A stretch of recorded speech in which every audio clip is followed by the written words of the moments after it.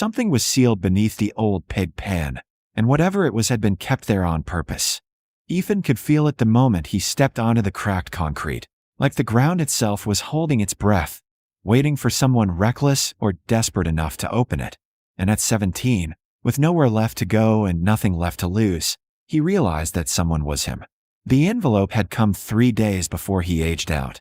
Thin and official looking, the kind that usually meant forms or final notices, not opportunities, not second chances, and definitely not land.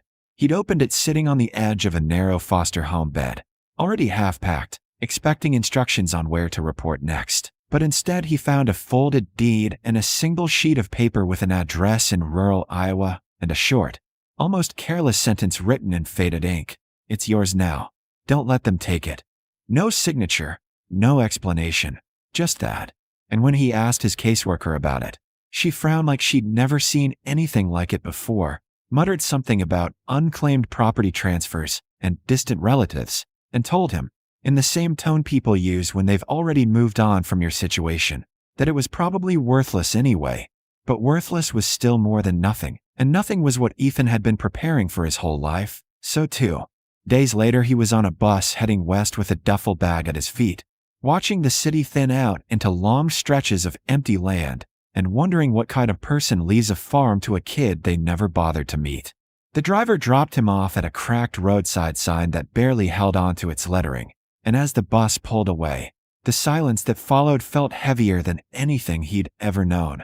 Not peaceful, not quiet in a comforting way, but wide and indifferent, like the world out here didn't notice whether you existed or not.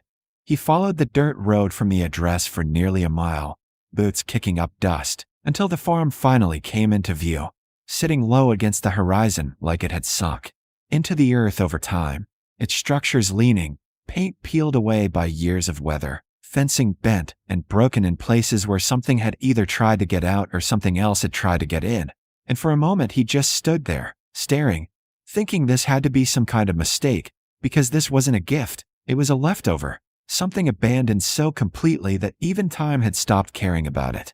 The farmhouse door creaked open with almost no resistance, as if it had been waiting, and inside everything was coated in a thick layer of dust that dulled the edges of furniture and erased the last signs of whoever had lived there, except for one thing that immediately stood out: a small metal lockbox sitting clean on the kitchen table, untouched by the grime around it, like it had been placed there long after everything else had been left to decay. Ethan hesitated before opening it, not because he expected something dangerous, but because he'd learned that anything left specifically for you usually came with a cost. And when the lid finally lifted, he found a key and another note. This one shorter, sharper, almost like a warning. Don't sell it. Don't dig unless you're ready. He read it twice, then a third time, tried to figure out what it meant, but there was nothing else, no directions, no context. Just that same unsettling sense that whoever had written it knew exactly what they were doing and exactly who would eventually read it.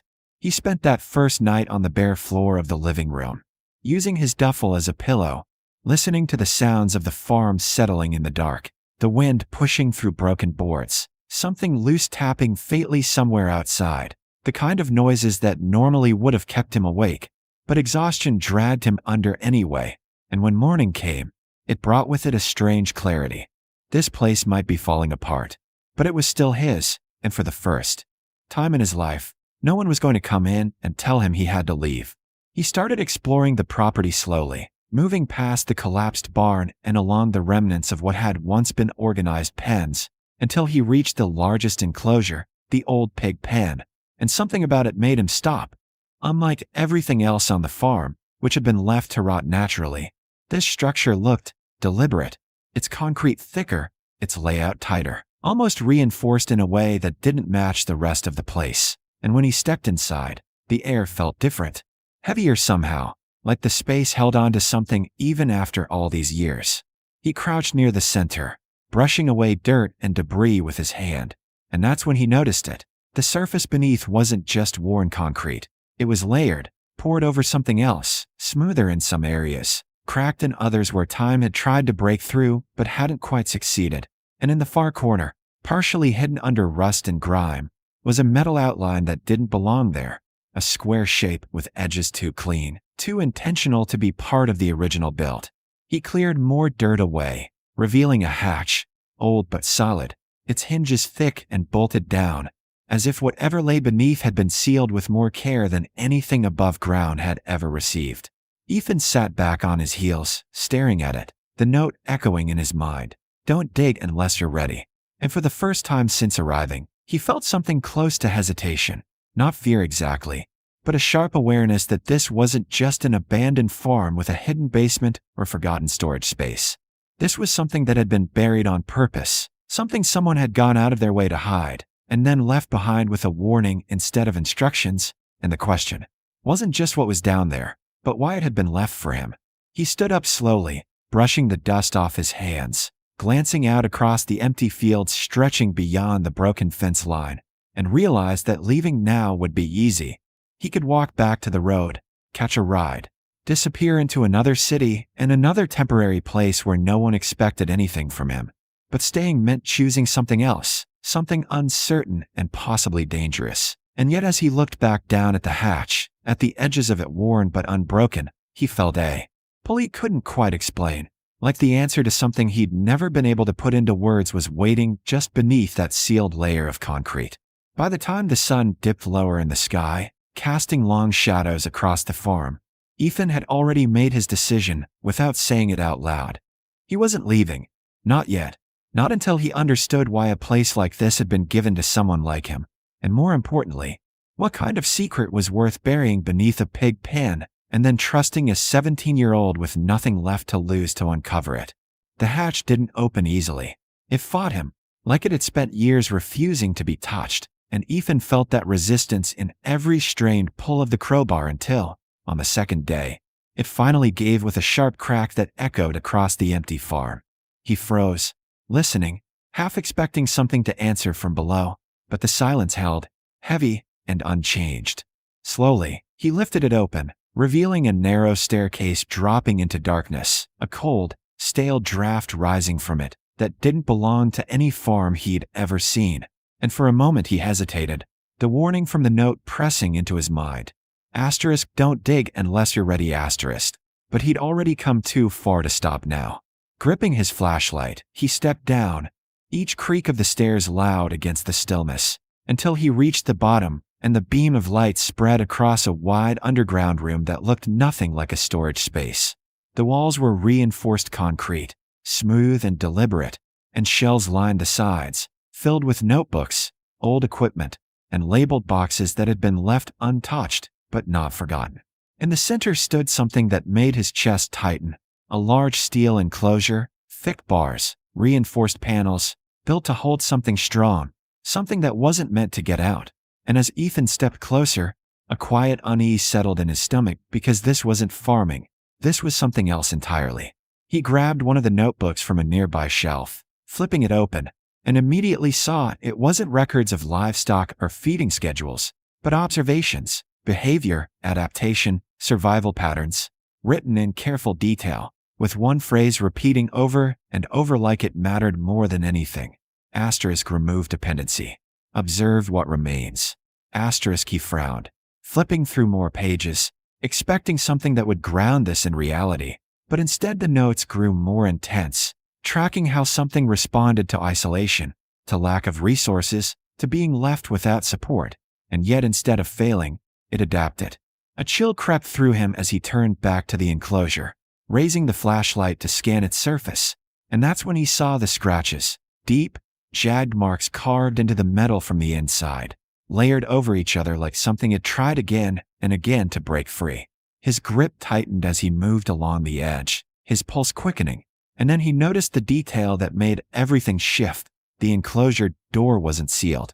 It was slightly open, not forced wide, not broken, just left that way. Ethan stepped back instinctively, his mind racing, because nothing about that made sense. If something had escaped, why leave everything else behind? And if it hadn't escaped, then why was the door open? He turned quickly, grabbing another notebook, flipping faster now, searching for answers, and this time the entries felt different, less detached, more focused, as if whoever wrote them had gotten closer to whatever they were studying. The descriptions shifted from general behavior to something more specific: problem solving, awareness, patterns of learning under pressure, and one line made him stop cold. Subject continues to adapt beyond expected limits when left without intervention. Ethan swallowed hard, the words settling into something heavier as he read on, because this wasn't just about animals surviving neglect. It was about something being pushed, tested, left alone long enough to see what it would become. Then the more he read, the more it felt less like an experiment and more like a question someone had been trying to answer. He slowly lowered the notebook, the silence of the underground room pressing in around him. And for the first time since opening the hatch, he felt the urge to leave, to climb back up, seal it, forget all of this. But his eyes drifted back to the enclosure, to the open door and the deep scratches lining the inside. And one thought refused to let go. Whatever had been kept here, it hadn't just been abandoned. It had been asterisk left behind on purpose. Ethan didn't run, not because he wasn't afraid, but because something about the place felt too familiar to abandon. Like the deeper he went, the more it stopped being about whatever had been kept down there and started becoming about why it had been left for him. He spent hours going through the remaining notebooks, slower this time, more carefully, until he found the final entries, and the shift in them was impossible to ignore. Less data, more reflection, less about observation and more about understanding, as if whoever had built all of this had stopped studying and started realizing something they hadn't expected. The subject wasn't described as livestock anymore, not even as an experiment, but as something that had outgrown its conditions, something that adapted not just physically but mentally, learning, adjusting, surviving in ways that couldn't be controlled. And one line, written darker than the rest, made his chest tighten. Asterisk, it no longer needs the system we built. Asterisk. Ethan stared at the page, the words echoing louder than anything else he'd read, because for the first time, this didn't feel like it was about what had been in that enclosure. It felt like it was about anyone who had ever been left without support and forced to figure things out alone. He closed the notebook slowly and looked back at the enclosure, at the open door, at the scratches that marked every failed attempt to break free until one finally worked, and instead of fear, something else settled in: understanding. Whatever had been kept there hadn't just escaped, it had outgrown the need to stay. Over the next few days, Ethan made a decision that surprised even him. He didn't try to uncover more, didn't go looking for whatever might still be out there, didn't try to finish what had been started down in that room. Instead, he sealed the hatch again, not out of denial, but out of choice, because some things weren't meant to be continued the way they began. He tore down parts of the old pig pen, cleared the land above it, and began rebuilding the farm in a way that felt completely different from what had been there before, not based on control or survival tests, but on stability, care, and something he'd never really had growing up: consistency. It wasn't fast, and it wasn't easy, but for the first time in his life, he wasn't reacting to what was taken from him. He was deciding what to build instead. Weeks turned into months, and the farm slowly came back to life, not as a place that pushed things to their breaking point, but as one that gave them a reason not to break at all. And when a neighbor eventually asked him why he stayed, why he chose a place that looked like it had been abandoned for a reason, Ethan paused, glancing out at the fields, then back toward the old pen where the ground now sat quiet and undisturbed. Because, he said quietly, whatever was down there, it proved something. The neighbor frowned slightly. What's that? Ethan looked away, his voice steady now. That surviving isn't the same as being given a chance. And for the first time, that difference mattered to him.